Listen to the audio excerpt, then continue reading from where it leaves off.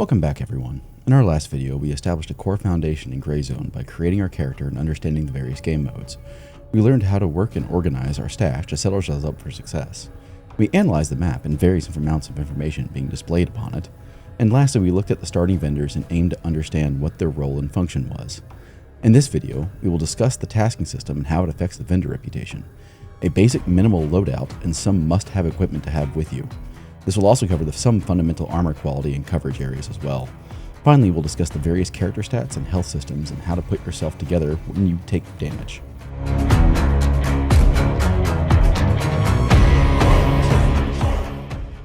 Tasks in Gray Zone are the primary way of earning experience and vendor reputation. Tasks are given to you by vendors and require you to meet certain objectives in order to complete them. These could range from eliminating a certain number of enemies in a particular area, retrieval of intelligence from certain locations, placing items at locations in the AO, retrieving items and returning them to the vendor by means of a cop or the fob, or a combination of all of these. Some tasks even have set conditions that require them to be accomplished in a certain manner, such as not dying or completing certain objectives at a specific time range during the day. Tasks are how the various stories of Lamang are told. Each task has a backstory and a reason why you're on that particular mission. This is detailed in the task description. The lore of the game is detailed through exploration and completion of these missions. What happened to the recon team? What happened in these areas? Each area has a story, and it's up to you to find out what's going on.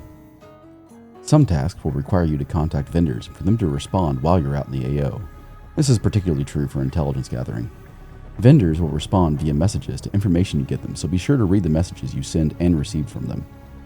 Also, be sure to open the task screen while you're out in the AO to review additional objectives added to your current mission. As you complete tasks, you'll begin to understand that vendors, just as everyone else in Lamang, have their own motives for being here, and not all of them are looking to help or play by the rules. Tasks have a variety of rewards depending on the mission. These are detailed at the bottom of the task information. Task will always at least reward two things: player experience and reputation with the vendor that's requesting it. If you're trying to rank up a specific vendor, consider focusing on tasks given by that specific vendor.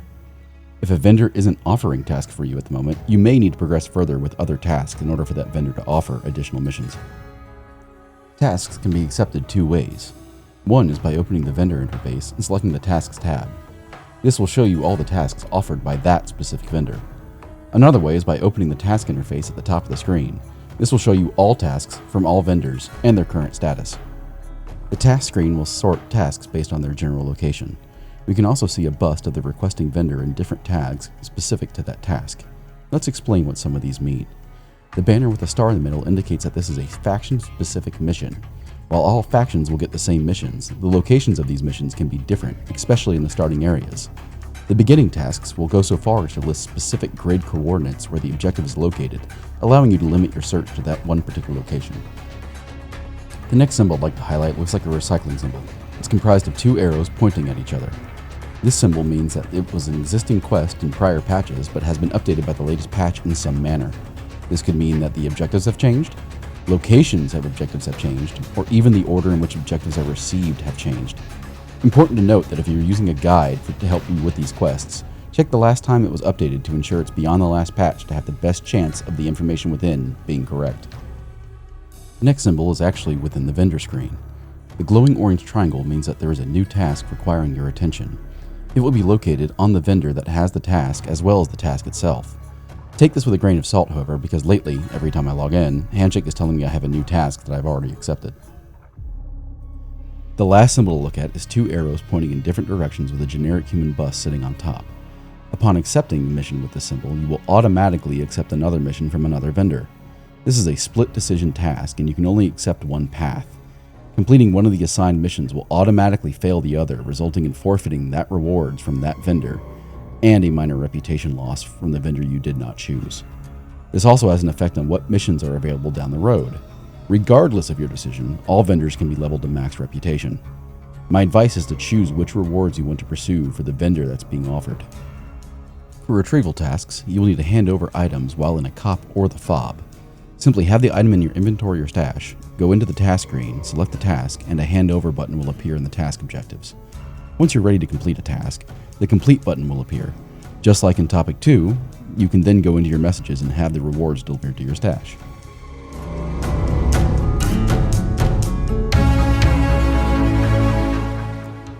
Armor levels in Gray Zone are based on the National Institute of Justice standard. This is a rating system that grades armor based on how bullets penetrate the armor. Don't worry, you don't need to be a ballistics expert to understand this. The general rule of thumb is bigger number good, plus sign better, letter A bad. This means that a level 3A plus will be under a level 3 armor as far as allowing bullets to penetrate the armor. Armor ranges from level 1, which is essentially flesh, all the way up to level 3++, which was just added in this patch. This is true for all plate carriers and helmets. Armor comes in two varieties. Armored plate carriers consist of built-in rigs with storage slots specific to that armor. Armored vests simply just add armor to the specific areas they cover, requiring the use of a separate rig to provide storage slots, normally provided by a plate carrier. Either configuration is entirely personal choice, with one configuration not being entirely better than the other. It's a balance of weight to functionality, and I have used both without issue without favoring one or the other. It should also be noted that armor has different coverage areas. Armor can cover your front, back, and sides, but not all armor have these options available. When looking at the armor description, the armor coverage areas are displayed in the top left. This is crucial to understand, as if you get shot in the side with armor that doesn't cover it, you are taking the full brunt of the bullet without protection. Helmets operate in exactly the same fashion and have the same designation and protection level as armor. Helmets also allow the use of night vision goggles and other tactical devices through the use of the forehead attachment area.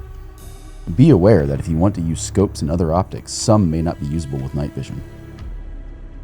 Now let's talk about a basic loadout. My basic first loadout consists of a helmet, armor of some kind, a backpack, belt, primary weapon, and my storage container. In the rig, I place 2 magazines and 2 full stacks of ammunition. In the storage area, I have meds consisting of blood, surgery kit, tourniquet, splint, and bandages. More on meds in the next topic though. Keep in mind that this is a basic loadout, not an optimal one. Enhancing this loadout, we can add contacts, a key holder, and even more ammunition and an additional mag. For appearances, we can add a mask and glasses. I recommend you only keep magazines and ammo in your rig, because repacking a magazine in this game is actually instant. You do not want to have to retreat and hunt for ammo in your backpack or pockets while being pressured by an enemy. Instead, if you know where your ammo is, you can quickly open your inventory, click on the ammo, and drag it to an empty or partially empty magazine to instantly refill it and be prepared to continue the fight. As far as weapon selection goes, this is entirely up to you and your personal preference. I recommend you try out all the weapons to find what fits your playstyle. I take the approach of living off the land, specifically using weapons similar to that of the enemies I'm fighting so that I can have a continued source of ammunition while I'm in the AO. Doing this lets me extend my deployment time without having to take breaks to restock on ammunition.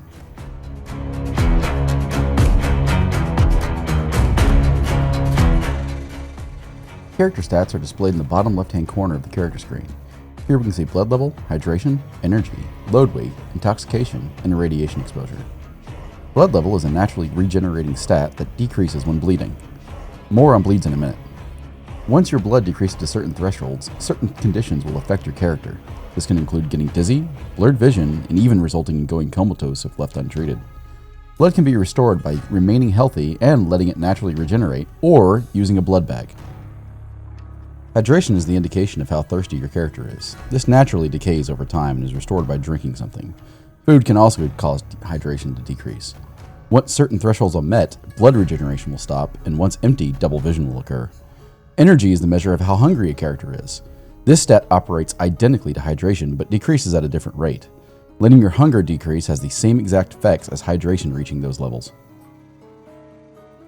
Weight is a measure of how heavy your character is. This directly affects how quickly your energy and hydration decrease, but also affects how quickly stamina regenerates. I found that at around 35, stamina regen slows significantly. Weight is not a measure of your maximum carry, however. You can exceed your carry weight, but will incur the overweight status, preventing you from sprinting or grappling over walls. Intoxication is a measure of how many drugs you've taken. This increases as you use stimulants and injections. You can lower this by treating it with medication or letting it decay naturally over time. As this increases, your character can become nauseous, causing double vision. Radiation is a rare condition, only increasing in certain areas of the map. Removal requires the use of medication, and increasing levels can cause double vision or even death. Now that we've discussed the status bars, let's discuss meds and how to put yourself back together. There's a lot of bullets in Lamang, and you're bound to have a few sent in your direction. The general rule of thumb to fixing yourself is that bleeds require bandages, torso and organ damage requires a surgery kit, and extremities require splints. Treat injuries by severity, which is stopping bleeds, stabilizing your blood, and repairing organs. From there, it's a matter of time letting the side effects wear off. Let's discuss bleeds. Bleeds range from light to severe. Light bleeds will naturally heal themselves, while medium and severe require the use of bandages. If you are severely bleeding or have multiple medium bleeds, I recommend you use a tourniquet. This will stop all bleeding and allow you to start bandaging the wounds to prevent yourself from going comatose.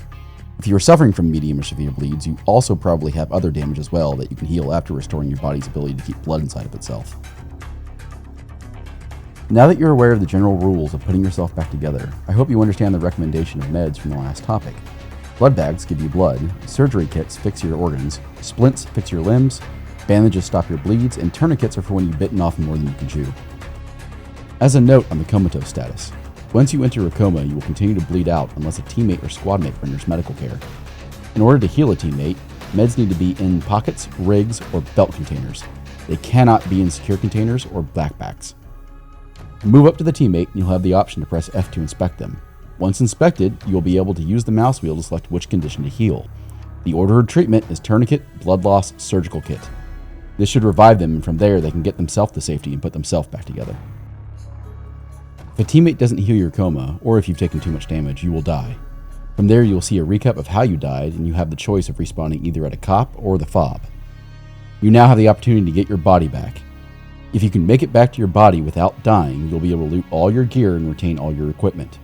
If you die in the process of getting there, your body will no longer be lootable by you, and you will forfeit your equipment. There are ways around this in PvP, but in PvE, once it's gone, it's gone. And with that, we'll draw this episode to a close. At this point, we've learned all the key items to keeping ourselves alive and well managed in Grey Zone. In the next episode, we'll be departing the FOB and heading into the AO. We will discuss cover and concealment as well as tactical movement. We will also analyze the deployment into the first town to kill a gang leader and point out specific areas of things done well and how it all went horribly wrong. Once again, if you found something wrong or learned something from this video, leave me a comment. I read every single one and try to reply to all of them. If you want to see upcoming episodes, make sure you subscribe. And as always, thanks for watching. I'll catch you next time.